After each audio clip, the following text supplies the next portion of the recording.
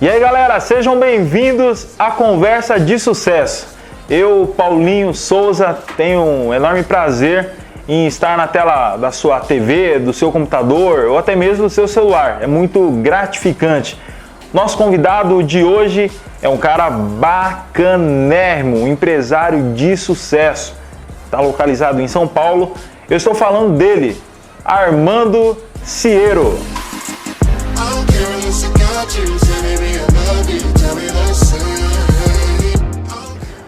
Armando, seja bem-vindo, fica à vontade.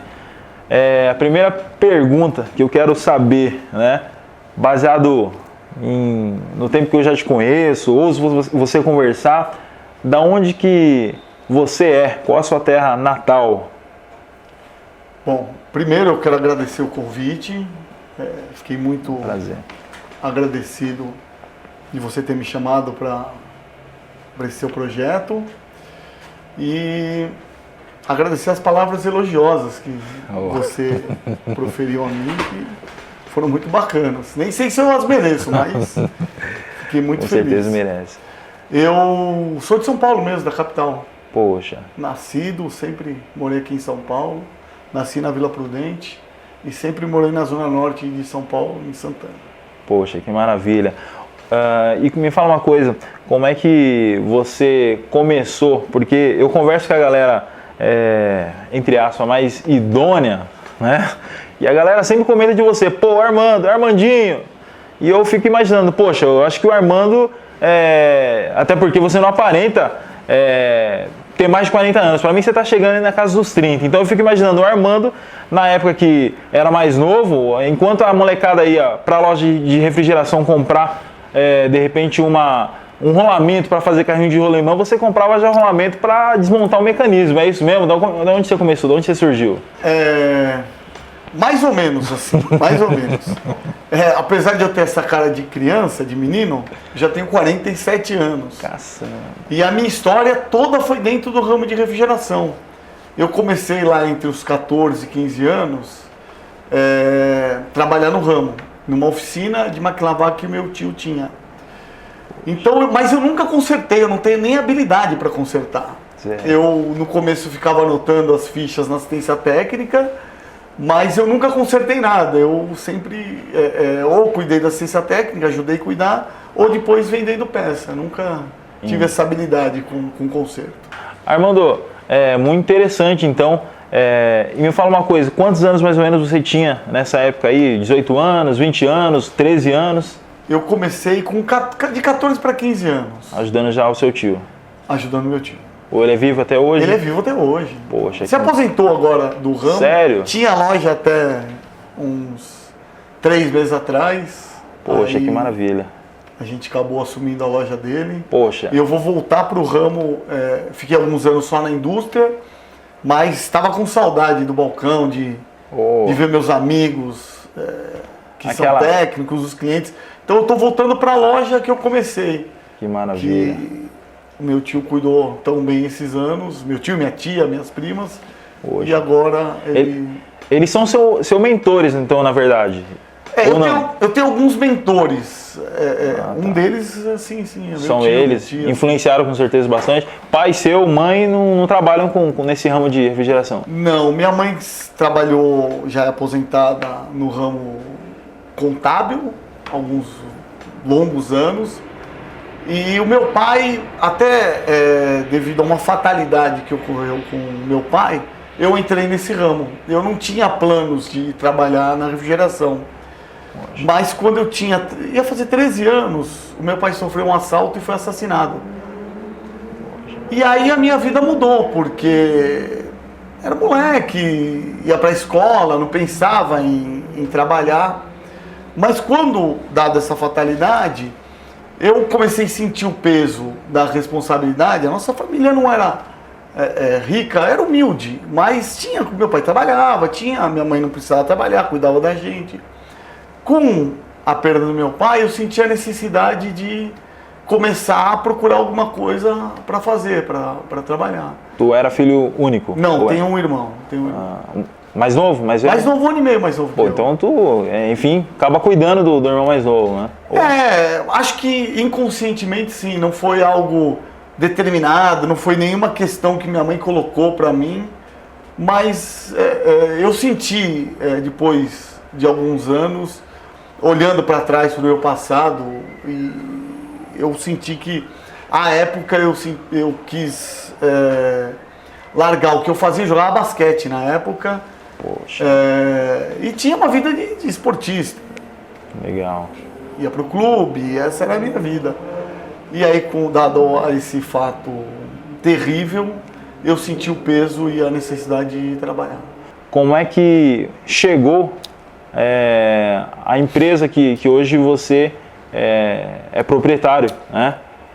Ou sócio proprietário, inclusive tem o título também que não veio, mas isso. Você está representando ele aqui. É um bom cara para você entrevistar. Poxa. Muito eloquente, vai dar uma boa entrevista. Tem muita história, muita. Eu conversei com ele outro dia numa palestra que a gente estava tendo e a gente teve uns minutinhos de resenha ali, foi bem interessante, me despertou a curiosidade bastante, né? Ele tem muita história, você vai render uma boa entrevista com ele. E me fala uma coisa, outro dia eu ouvi uma pesquisadora falando o seguinte, que a neurociência recentemente fez uma descoberta onde eles descobriram que o nome mais leve, doce que o ser humano pode ouvir é o chamar do seu próprio nome, né? Armando.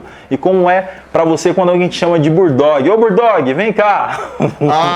É um baita orgulho quando a gente vê que maravilha. Alguém chamando. Geralmente acontece quando eu vou em alguma loja visitar algum cliente, determinadas peças, as pessoas não chamam pelo nome técnico, chamam, me dá um Burdog aí. Porra, é um baita orgulho, a gente fica super lisonjeado. É um reconhecimento do nosso trabalho, do nosso esforço de muitos anos. Sem sombra. Eu, inclusive, eu não me lembro se eu te conheci como Armando ou se eu te conheci como Burdog, mas eu sei que teve uma certa feita que ocorreu a seguinte situação.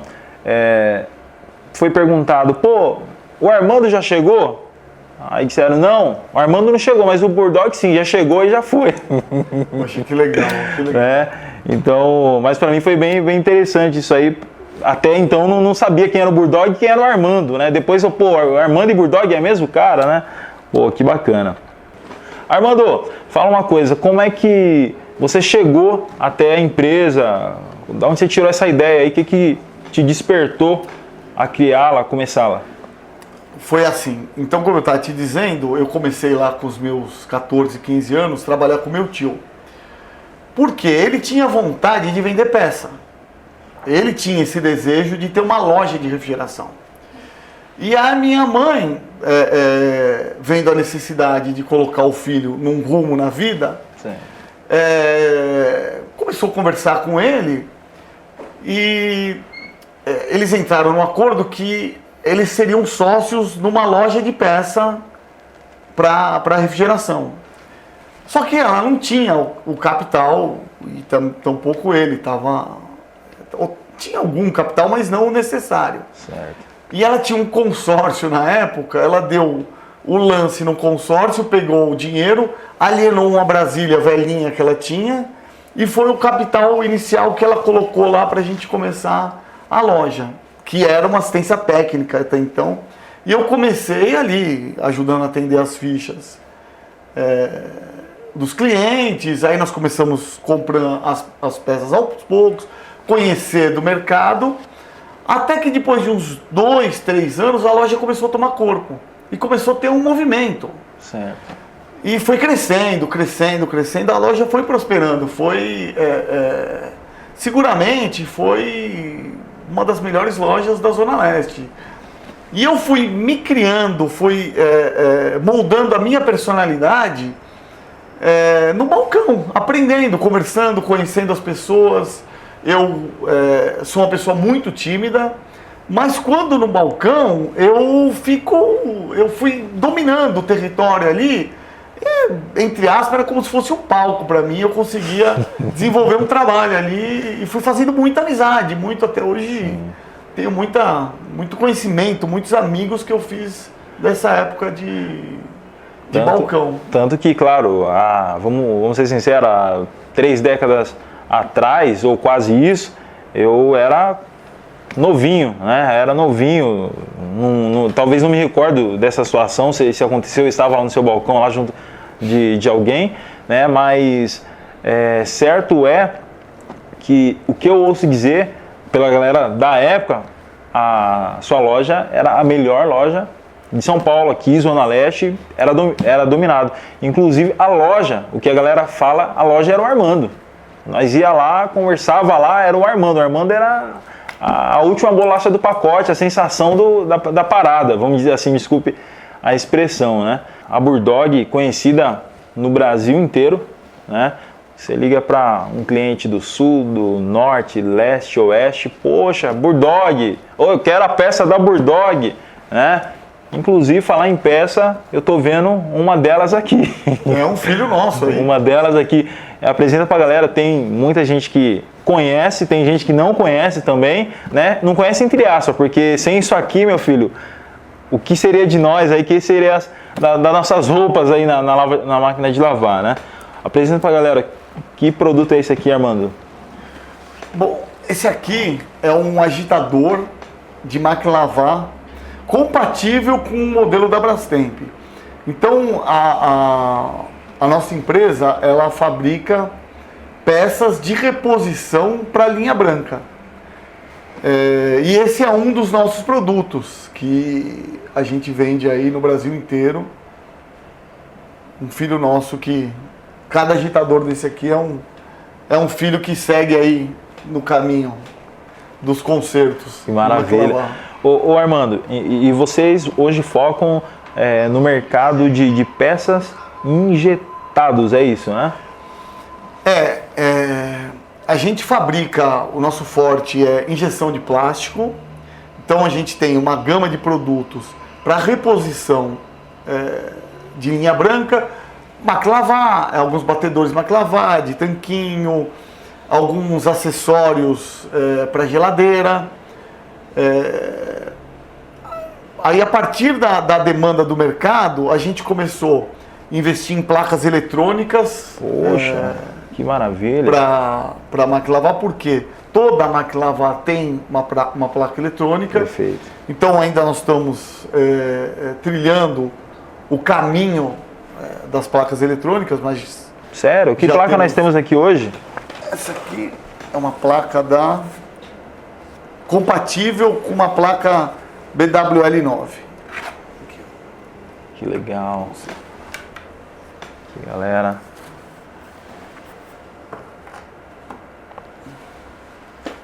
Muito bom.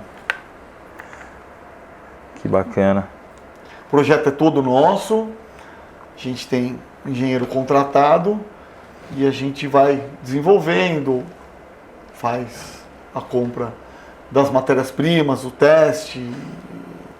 Toda a placa que sai para venda é testada individualmente para que dê o menos problema possível. Sim, sim. E eventualmente, quando dá algum problema, a gente troca, tem a garantia, tem...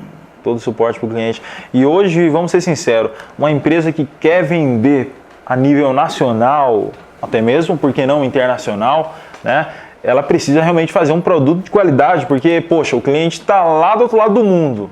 Aí você envia um produto que às vezes fica dando problema, poxa, não pode ser. Então, realmente, eu me alegro muito com os produtos da Burdog, porque a gente não tem esse problema, essa dificuldade, né? A gente envia, poxa, pode levar, meu filho, fica à vontade, né? Produto da Burdog não tem problema, né? Muito obrigado. E inclusive, falar em Burdog, eu não te perguntei, eu vejo um cachorro no logomarca de vocês. Foi pensando realmente, de repente, no Bulldog, que surgiu a Burdog ou não? Não tem nada a ver? Na verdade, há anos atrás, a gente não tinha uma marca no produto. E um comprador de uma determinada empresa falou, poxa, vocês precisam criar uma marca. E eu conversando com meu sócio, e eu tinha uma brincadeira com ele, eu chamava ele de Burdoguinho. Mas é uma brincadeira interna, a gente tinha essa brincadeira. Ele me chamava de Rato Branco e eu chamava ele de Bulldoguinho. Era um jeito amistoso da gente Apelido carinhoso. Apelido carinhoso, E aí, na hora de a gente achar uma marca, eu falei, pô, o que você acha Bulldog? Ele falou, pô, é isso. E aí a gente colocou Bulldog. Foi algo de uma brincadeira, E você percebe que não é Bulldog. O cachorro é com ULL, se eu não me engano. É algo rebuscado. Bulldog não, é aquela coisa mais malemolente, mais swingada. Esse é o Bulldog. Então, maravilha. Daí foi criada a marca e coincidiu que posteriormente a gente criou essa marca originalmente para refrigeração. Posteriormente a gente entrou na linha de pet shop. Show! A gente fabrica produtos para pet shop. Aqui tem até uns produtinhos. Sim, exatamente. Coisa. Isso aqui é um comedorzinho para cachorro, gato, uma pazinha para pegar ração. Poxa. A gente faz caixinha de transporte, aquela que leva no pet shop. Sei. Tem uma linha de produtos, já há alguns 7, 8 anos mais ou menos. E temos prosperado no ramo pet também. Que o Bulldog, por ser um cachorro, combina com o ramo pet, mas originalmente não foi pensado nesse sentido. Poxa, eu vou te falar, que acabamento. Pô, show de bola. Poxa, isso aqui, vou te contar, é algo acima da média. Muito parabéns. Armando, e ao se preparar, obviamente, você chegou a se formar ou cursar algum... Eu estudei, eu fiz faculdade de Direito, sou bacharel em Direito. Legal. Mas dado a correria, eu nunca consegui fazer nenhum estágio, nunca fiz nada na carreira jurídica, mas eu tinha vontade de fazer uma faculdade e eu fiz a faculdade de Direito, me formei, mas nunca dei sequência, mas tenho muitos amigos advogados. A faculdade me rendeu muitas boas amizades que duram até hoje. Eu terminei em 2004, mas até hoje eu tenho muitos amigos que são formados. Que legal. E aprendizado é para a vida inteira, né? Sim, para a vida inteira. Fiz curso na área de plástico, fiz alguns cursos, estudei psicanálise um tempo, cheguei a me formar. Que legal. Então para você ver que as coisas não acontecem também simplesmente, alguns dizem caindo do céu, né? Mas eu não vou dizer cair do céu, porque o que cai do céu não é algo muito bom, não. Né? Mas o que vem do céu, com certeza, conhecimento, direção, e você foi atrás, né? Peraí, vou me informar, como é que... sobre plástico, enfim, placa hoje, né? E resultou, obviamente, no que você hoje vem fazendo, né? Que bacana. Quero falar contigo sobre a questão sanitária hoje, né? A gente tem uma crise política, além da sanitária, né? Sim. Uma crise política, financeira, acredito que social, e pode colocar o kit completo, né? Como é que você, lá na Bulldog, vocês estão conseguindo lidar com essa situação aí que é mega terrível? Bom, vou na ordem. Primeiro, a crise política realmente é complicada. Eu acho que falta um entendimento entre ambos os lados, porque hoje quem é de direita não aceita o cara da esquerda, o cara da esquerda não aceita o cara da direita. Falta mais entendimento entre ambas as partes. Então, realmente, é complicado esse tema político. A crise sanitária que ninguém esperava foi algo que realmente devastou várias empresas, muitas. Eu tenho amigos que têm restaurante e estão passando uma fase muito ruim, muito difícil. Lá na empresa a gente sentiu o baque inicial, colocamos algumas pessoas em suspensão de contrato de trabalho. Isso eu acho que foi uma coisa legal que o governo fez, mas por sermos uma empresa pequena, você vai adaptando, você vai se virando, você vai dando um jeito em tudo. Mas que é sofrido realmente. Mas é muito difícil. Empresa pequena, de repente, na questão física, porque na questão de projeção de mercado é outra história, né? A gente vem acompanhando vocês aí, vendo onde vocês estão. Opa, o Armando está sendo modesto agora, mas tem tido ótimos resultados aí, né? Muito bom saber disso aí. Como é para você, às vezes você tem a sua questão particular, chega na empresa, tem mais 10 funcionários que também tá bravo ali, porque teve a questão dele ali, né, tá mal-humorado, e você tem que chegar ali, cativar o cara, levantar o cara, fazer aquele dia se tornar um dia maravilhoso e produtivo, né? Como tem sido aí para você, também, pessoalmente falando aí, nessa questão aí? Eu, desde que comecei a trabalhar, eu tenho, é uma coisa minha, até por personalidade, não trazer os problemas pessoais para a empresa. Então, na hora que eu chego para trabalhar, eu estou lá para trabalhar e procuro não me deixar contaminar com algum problema que eventualmente eu tenha no âmbito pessoal. Aí, você está lidando com um ser humano. E quando você lida com um ser humano, cada ser humano é um universo. Então, eu acho que esse é o caminho para que você olhe para o outro, entenda que o outro tem dificuldade, muitas vezes ele não consegue separar o pessoal do profissional, e muito diálogo. Às vezes um pega um pouquinho no pé, um puxãozinho de orelha, mas esse é o caminho que a gente procura seguir. De uma conversa, de uma brincadeira, às vezes deixa o clima um pouquinho mais leve. Eu considero que o clima na nossa empresa é um clima amistoso de trabalho, um clima agradável. A gente procura estar sempre brincando, sempre descontraindo, mas sem perder a seriedade, o foco. Perfeito. Porque se a coisa não sair direito, não, fica difícil. Recebe a cobrança. E a cobrança, você só dá aquele que você sabe que vai ter como extrair alguma coisa, né? Porque quando você vê que não tem como extrair nada ali, não tem como nem cobrar muitas das vezes. Isso realmente, sabe as suas palavras. Você cobrar alguma coisa de alguém que não tem condição de te entregar, você só vai sofrer. Perfeito. Então essa também é um feeling que você tem que ter para cobrar de quem tem condição de entregar. Verdade. E hoje, nosso mercado, refrigeração,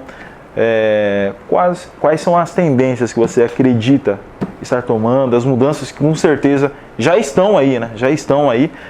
O que você acha dos próximos meses ou até os próximos anos aí, como vai ser o mercado, as principais diferenças aí? É muito, muito interessante. Eu, por estar muitos anos no ramo, principalmente da linha doméstica, um pouquinho da refrigeração comercial, as grandes mudanças são estéticas. Antigamente as máquinas de lavar as geladeiras não tinham eletrônica, hoje tem eletrônica. Então a parte da eletrônica que está embarcada no produto cada vez tomando uma maior quantidade do produto. A máquina de lavar em si, as geladeiras têm o mesmo tamanho, só que os componentes estão diminuindo. O mecanismo antigamente pesava, sei lá, 7, 8 quilos. Hoje pesa 1,5 kg. Então as fábricas, para conseguir sobreviver, vão enxugando o custo. Eu acho que... Por que eu disse tudo isso? Porque, no fundo, as máquinas de lavar continuam sendo a mesma coisa, as geladeiras a mesma coisa, o sistema delas funcionarem é o mesmo, apesar de elas terem mais lavagens, mais centrifugações, o processo ali é mais ou menos o mesmo. O jeito das pessoas lavarem roupa, pelo que eu percebo, é o mesmo desde que eu era menino, e já faz tempo. Já faz bastante tempo. Sim. Mas você acha que hoje essa informatização, que está havendo hoje no mercado. Antigamente você ligava de repente para uma loja de refrigeração, meu amigo, você tem um serviço de entrega? Não, não tem. Hoje é algo que já está escancarado, né? Quem é que não tem um serviço de entrega? Quem quer ficar com a porta fechada, né? Antigamente, outro ponto que eu vejo também, o vendedor, ele enchia o carro dele de peça e sumia pelo esse mundo, né? Só voltava, eu acho que para casa quando o carro estivesse vazio. Hoje não tem mais como, né? Não tem condição disso. Hoje você dá um clique, digita ali palavra-chave no Google e vem uma relação. Tudo bem que tem algumas empresas que você não encontra tão facilmente assim, né? Não consegue também ter um contato muito mais efetivo, né? Dessa forma, você precisa de outras ferramentas, né? Mas você percebe alguma situação relacionada a isso do passado para o presente? Qual a diferença que você vê disso aí? Bom, eu quando comecei a vender peça, era uma dificuldade achar os fornecedores. Então você ia nas páginas amarelas. Eu não sei nem se você já viu umas páginas amarelas. Já vi. E hoje você tem o Google, que é uma super página amarelas e muito mais. Então você acha praticamente tudo ali. Até como consertar. Então isso é uma grande diferença. As entregas. Foi o que você disse. Hoje o cara entra lá na internet, ele compra de um cara que está na Bahia e o cliente está no Rio Grande do Sul. Se o cara da Bahia tiver um bom atendimento, um preço legal, não tem impedimento nenhum. O cara compra, recebe a peça lá em 1, 2 dias, com as informações, muitas vezes ele conserta se for algo simples, ou até um mecânico. Também ele pode, então, o que eu percebo hoje é que não tem fronteira. Então quem estiver fora desse tipo de mercado, está fora do ramo. Porque vem evoluindo de uma maneira muito forte, muito fugaz. Eu confesso que eu tenho um pouco de dificuldade com tecnologia, as coisas são muito rápidas. Eu olho meus filhos, eles têm uma facilidade, uma disponibilidade, interagem nas redes sociais. Eu falo, meu Deus, como é que isso tudo está acontecendo? Eu tenho uma dificuldade para conseguir entender tudo isso. Ainda é um processo que eu estou aprendendo. Meu filho também, ele tem 5 anos de idade, não fica o dia inteiro em internet, mas já é inteirado ali no que está acontecendo. Sim. Eu fico olhando e falo, poxa, na minha época, eu, com 5 anos, era minigame. Não era nada de celular, nem se falava. Eu acho que na época, se tivesse bip, era muita coisa. Né? Não sei se tu pegou essa época aí do bip, depois chegou aquele Motorola, baita tijolão. Né? Um tempo que está marcado na nossa memória, com certeza. Mas foi o início ali de uma transição, né? Aquele tempo que você mandava carta, eu cheguei a mandar carta, atividade de escola, né? E hoje, quem é que manda carta, gente? No máximo uma caixa ali, correio, PAC, para entregar sua encomenda, atender o seu cliente, né? Sim. Legal. Armando, e qual é a missão da Burdog? Missão da Burdog é criar soluções para o mercado, seja para o mercado de reposição, se possível inovando, colocando alguma melhoria embarcada no produto. A gente desenvolve às vezes, por exemplo, um simples agitador que no modelo da máquina não tem filtro, que é, tirar aqui rapidinho para que vocês verem aqui, isso já faz parte da peça que foi concebida originalmente. Mas tem modelos que não tem o filtro, a gente desenvolve e coloca o filtro. Porque o cara às vezes não tem condição de gastar e comprar uma máquina com filtro, coloca um agitador da Burdog, vai ter um modelo com filtro, vai agregar valor ao produto já usado dele. Então é isso, criar peças de reposição com qualidade e, se possível, com melhorias quando for possível. Focar na melhoria contínua, a gente tem isso como uma obsessão, melhorar continuamente os nossos processos, o nosso produto, procurar fazer o melhor possível. Muitas vezes a gente erra, Sim. E quando a gente erra, a gente ouve o cliente. Eu acho que esse é uma grande característica nossa, minha e do meu sócio. A gente tem sensibilidade para ouvir. Sensibilidade, e a gente dá mais atenção para um defeito, para uma garantia, para uma reclamação do que para uma venda. Poxa. Porque a gente entende que o cliente tem que ser ouvido. Então, se ligar lá para elogiar, vai ser ouvido, nós vamos agradecer.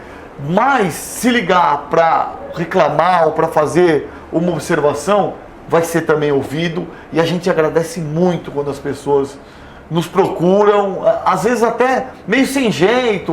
Poxa, olha, desculpa, eu não queria, não. Mas até pessoas que eu conheço do ramo, falam, não, isso vale ouro. Isso é importante para a gente ter o feedback, para ir melhorando. Então, o nosso foco principal é a melhoria contínua.